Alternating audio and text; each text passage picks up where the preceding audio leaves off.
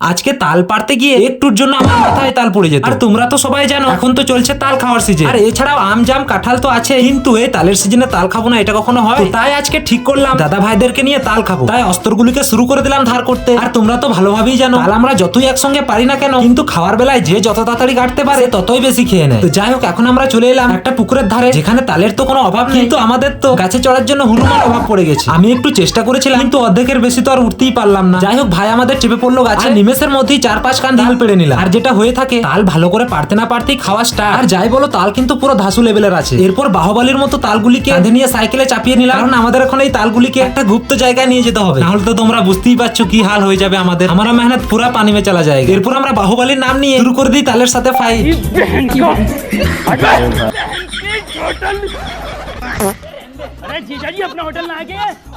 এত কষ্ট করে গাছ থেকে তালগুলি পেড়ে নিয়ে এলাম, কিন্তু তাল পেড়েও দেখি এখানে শান্তি নেই। আর হ্যাঁ, এই সিজনে কিন্তু আমার এটা একবারই প্রথম তাল খাওয়া হচ্ছে।